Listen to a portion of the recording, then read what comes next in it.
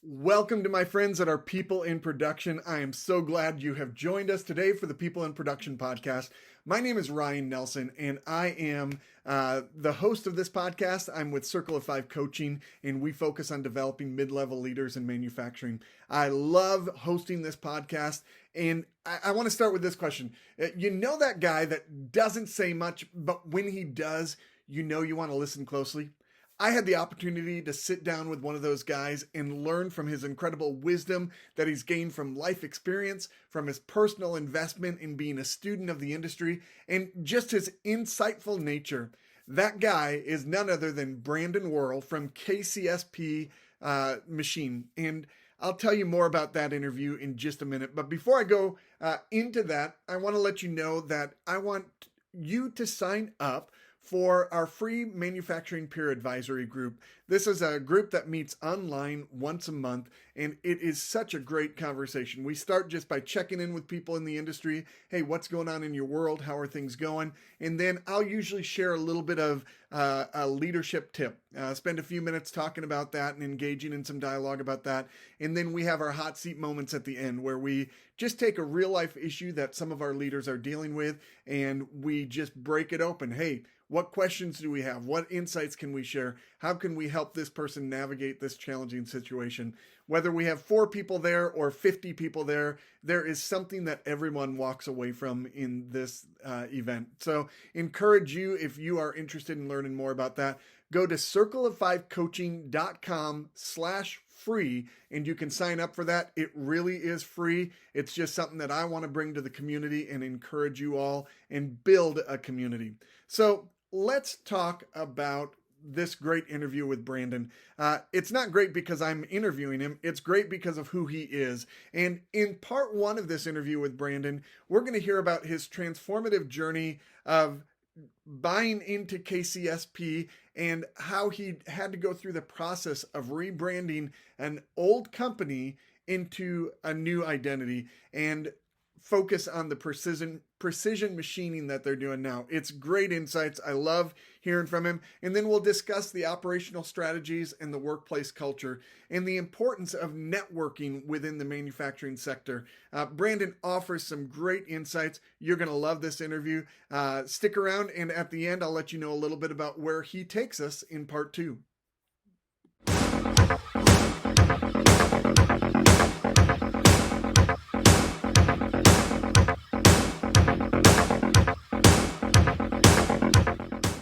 All right, Brandon, we are officially recording now, man. It is great to have you here.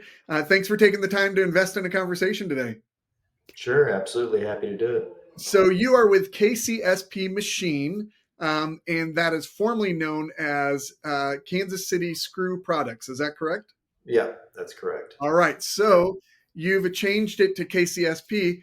Let's just start there. Why the name change? Why was that an important transition for your company?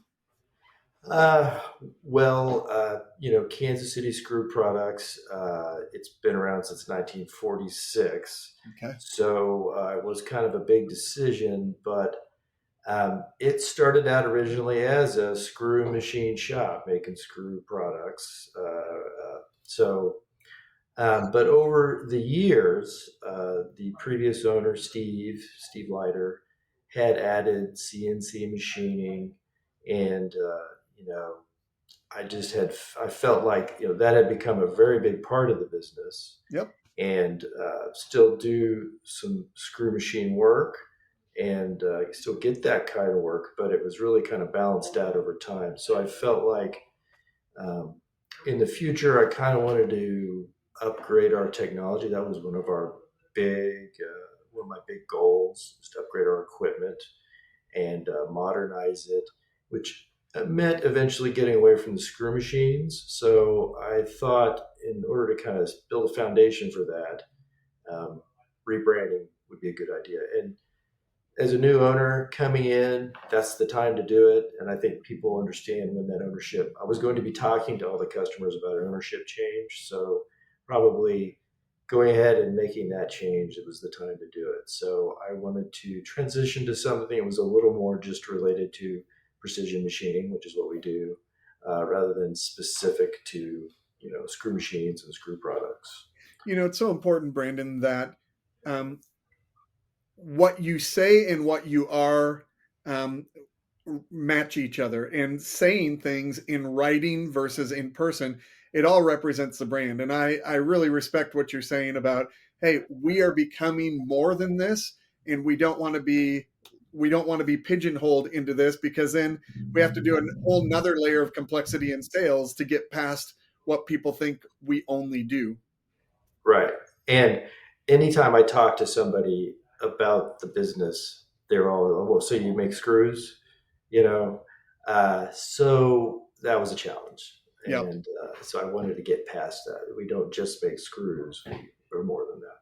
So let's understand the scope of your business, and then we're going to go back and learn a little bit about how you got into this business to begin with. So you're a 79-year-old company. You've got some clients that you've had for multiple decades and stuff. Mhm. But tell us about the services that you provide. Who is your ideal client that you want to serve? Well, we do precision machined parts, and we specialize in that. And there are a lot of shops similar to ours that might do some fabrication or assembly or welding and things like that. We kind of eschew all that. We stick to our core, which is precision machined parts. Now, that may be on a CNC lathe, a CNC mill, a Swiss machine, or a screw machine, but that's really what we stay focused on. Yeah. So that's number one, what we do. Our ideal customer is uh, another manufacturer who has machinery of their own, or maybe they are what I was saying, like somebody who does more assemblies, and they have parts that go in those assemblies or those machines, their end products that they either can't do or don't want to do. And so we step in there and we serve that role in their supply chain. Yeah. That's great, man. And so your partners, do they tend to be local, or do you do regional, or do you do outside of the region? Where are your ideal clients located? For us, it's kind of a combination. Some of our biggest clients are outside of the region, but we do quite a bit of work locally as well. And do you So do a lot of short run stuff, or is it more repetitive, longer run stuff? we do it all. So in terms of quantities, we've helped several customers with prototyping. They just want 10 of these to try them out, and we might even go through several iterations with them. So we'll do short run stuff, prototyping stuff, and then we'll roll right into the production level stuff. So we might do, uh, you know, 5 parts, 10 parts, and then turn around and do 5,000. Okay, very good. Yeah. And do you have engineering in-house, or do you work with their company's engineer as the primary lead in the project? We don't do engineering, so Okay, we are a print to part shop. So you bring us the print, and we'll turn it around. excellent. Now we do lots of consulting with engineers. They'll bring a print to us, and we'll help them with machinability. Can the part be machined and manufactured? Um, so we do consult in that way. And we get some customers that come to us, and maybe they just have a hand drawing or something, and we will put a print together according to their specifications for them, kind of small, low level stuff like that. But we don't really do engineering. Yep, that's great feedback. That's helpful to put that context out there.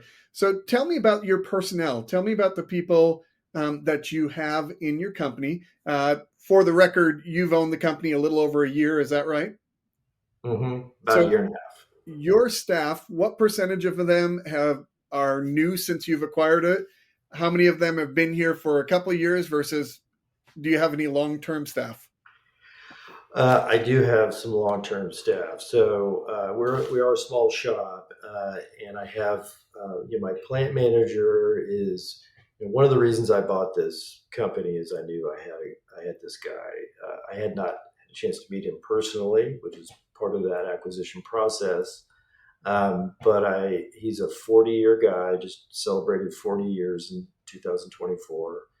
Um, he's just a top level machinist and human being, and he's still going strong, and he's the heart of the shop, and he's going to help me transition to the future, and I'm just kind of humbled to have a guy like that in my service here. And I want to Um, pause there because sometimes people see older abilities and all they can think about is the fact that I might not be able to keep that person because they might be getting close to retirement or whatever. But I love your ability to say, I know a proven track record and I believe we can create systems to bring other people along. So even when the day comes for him to leave, if we harness that knowledge that he has and make it replicatable, then we're going to have an organization that can't be stopped even after he leaves. yeah, exactly. And one thing I'm really grateful for is he understands that himself, and he's wants to help in that transition. Yeah. Keep the shop moving forward, and train new people. So on top of him, I have a couple other guys that are like 15, 14, 15-year guys, and then I have some. I have a female machinist who's been about 3 years. She may be 4 years now. And then I have added three people, and one of which is just starting on Monday, uh, to the shop, trying to, and I've gone through that process of trying to find and hire experienced machinists. It's a challenge, but we've done a pretty decent job of it. That's great. So how do you bring that the people that have been there 14, 15 years and 40 years, obviously there's a existing culture there. How do you bring in this new talent and blend them into the culture rather than create two isolated sections that don't see eye to eye on things? Well, I will say that when I purchased the business and got to know the previous owner, who was the third generation owner, his grandfather had started the original Kansas City Screw Products. Um, I just had a really good rapport with him, and felt like he was a good guy, and I, you know, had a gut feeling that the kind of culture he would have promoted in his shop would be one that I felt like I would be welcoming and positive, that I would be happy to be a part of, and that turned out to be the case. And so when I recruit, um, I want to recruit people. It's important to recruit people that are going to maintain that culture. So it's as much about their skill sets, their experience, but also, are they going to have the same attitudes we have here of, teamwork, positivity, and um, you know, Yeah. I love that and that, intentionality. And I think so many people, we often get so bogged down in filling holes that we don't give the proper regard to that culture piece. And anything else that you would want to say? Because you're a smaller shop, but what would you say to a shop your size or even a larger shop about why you're protecting that so intentionally? I mean, culture means everything. At the end of the day, you've got to have everybody pulling together. Um, and I'm not perfect at it, I'm just trying to do my best. And I think I've done a pretty decent job of bringing in people who fit in. Um, over the year and a half here, I have stubbed my toe, and it's hard to be disciplined, because you're in a production environment, you've got customers with deadlines, and at some point you're like, gosh, I just need somebody in here, but you have to stick to your guns. It's really important, because bringing somebody in who's going to um, harm your culture is just a big mistake. And Yeah. as painful as it is, you got to stick it out. Yeah. And it's very costly. it costs a lot to have an open spot. I've seen some reports where it costs like $14,000 a year to have an empty spot. Obviously, that can go up to 250,000. But when you hire someone that's the wrong person, you Yeah. lose the time of investment, you lose the material that you lose because it was the wrong person who couldn't acclimate to what's needed. Plus, you lose the goodwill of the clients that you fall behind on trusting that this person's going to meet it. The cost of a bad hire is much more costly than not hiring while you wait to get the right hire. Right. And so I appreciate your discernment and your encouragement I in think that. that's true. So here, I'm going to share this. So you've been a part of the free monthly peer advisory group that I host and stuff. And one of the things that I've learned from you, you're such a great listener. And I not only say that because you listen well in our conversations, but when you respond, it's very discerning. I remember one time that I had shared something and I said, well, and everybody does this. And I asked, what do you think, Brandon? And you paused for a moment and you said, well, I wouldn't say everybody. And I just appreciate how discerning you are in the words that you speak. As a shop owner, um, how important is that? Because so often under the pressure of deadlines, you say you stubbed your toe at times and stuff, but under the pressure of deadlines, sometimes we bark out the demands without being filtered. Help me understand Yeah. a little bit of what you've learned in your year plus in your shop.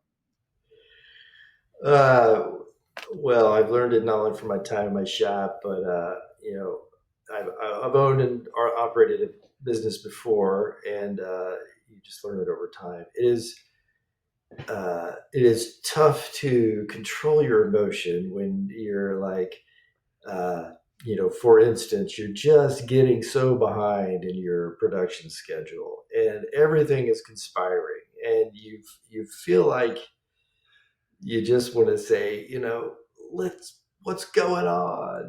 Let's get this stuff done. Why can't we do this? Why can't this happen? And you have to just be able to take a little pause, realize how destructive that would be, how wrong it would be, and unfair. Because you have to assume positive intent with your staff. Like everybody's out there, they're trying their best. Everybody wants to do a good job. Everybody wants to be reliable and get their work done. Mistakes happen. I want to camp on that a little bit because I love the phrase assume positive intent.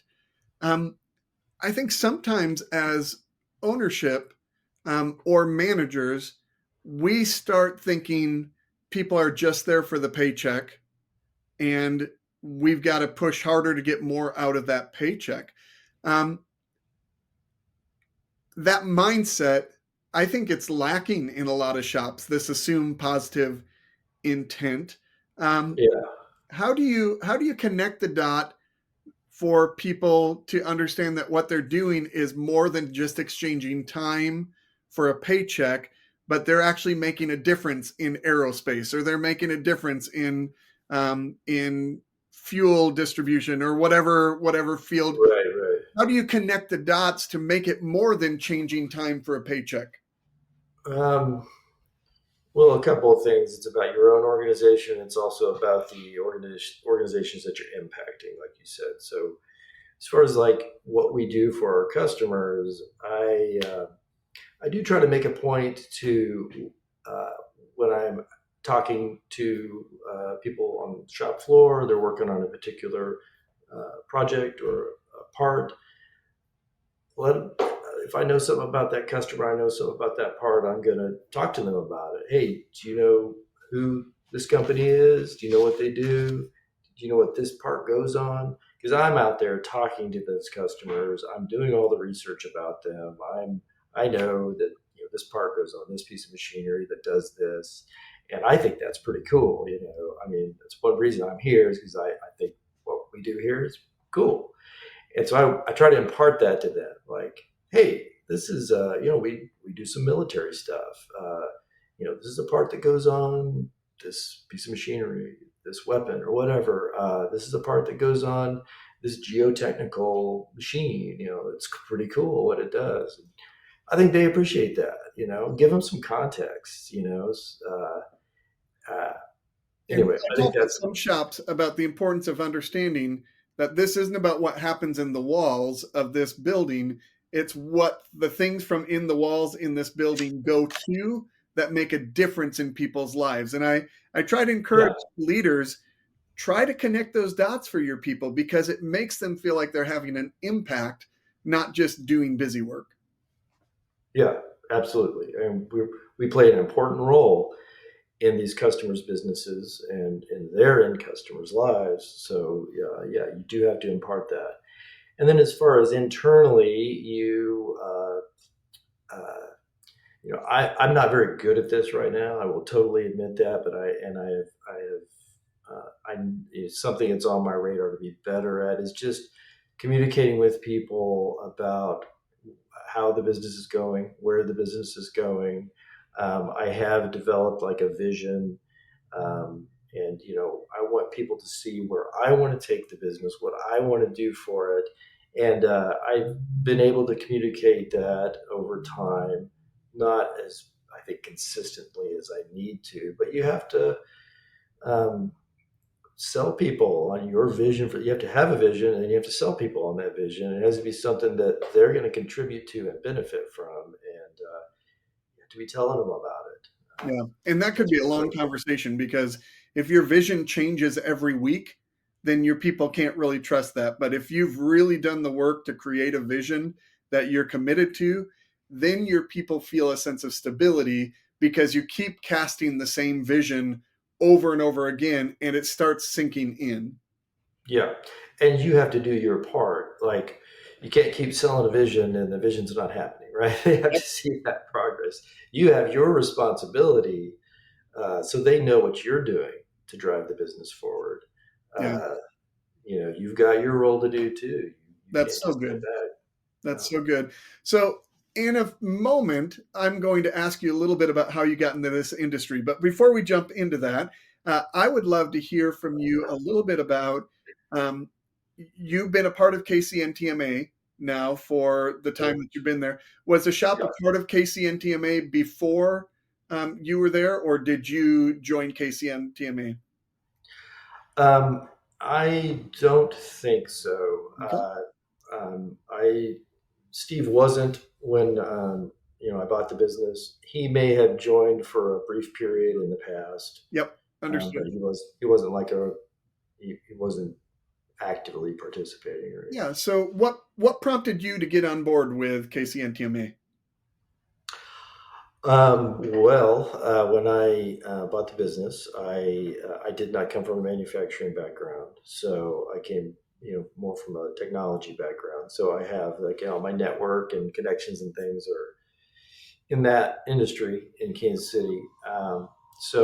And I just knew immediately I needed to, find my people, find my kid support group, other people doing what I was now going to be engaging in and yeah, so that was the main thing.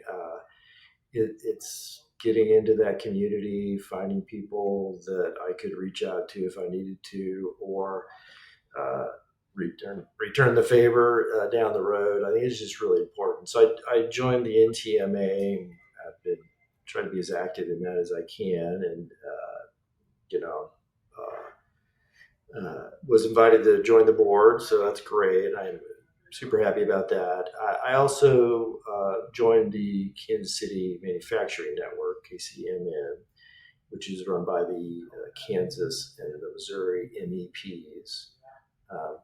And that's been great. And yeah, so I get to meet a lot of people. And other manufacturers, and I get to, the shop tours are amazing, and it's just been a real benefit. So, in the year that you've been a part of it, um, has the value been just in whatever emails you occasionally get, or is it the shop tours that are important to you, or is it the networking events? What have you found has helped you understand and grow your business? I mean, it's really about people. It's relationships. Um, I've had, community's pretty welcoming, and that's been great. And so I've just been able to talk to people and get good advice. And, now I've got some numbers I can call if I have a question. And, yeah, I mean, that's it. It's Yep. people, relationships, and sometimes just having relationships with somebody who's going through the same experience as you are, and maybe they've been doing it a while. And it's just, I think, healthy psychologically to just know those people and be able to talk to them every once in a while. Yeah, that's great, man. Great insights. I appreciate you sharing that.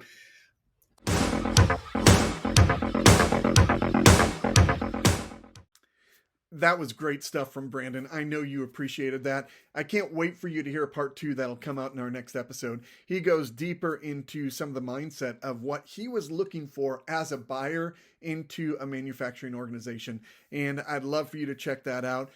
Would you do me a favor? Would whatever app that you're using, whether it's you're listening on any of the podcast services or you're listening on YouTube, I need you to do 2 things. Number 1, I need you to subscribe. That helps me be found. I tell people, hey, check out People in Production podcast. And sometimes it can be hard because we're a startup. So the more subscribers we get, the easier it is for people to find us. Number 2, I'd love for you to leave a comment. And don't comment about me. Talk about the insights that you got from Brandon. Let him know how much you appreciate his wisdom and him investing his time in this conversation. I really appreciate it. Next week, you'll hear some great stuff from Brandon. I can't wait for you to hear what he has to say about running a company and buying a company and all the knowledge that will bring to you as a leader in your company. It's going to be great.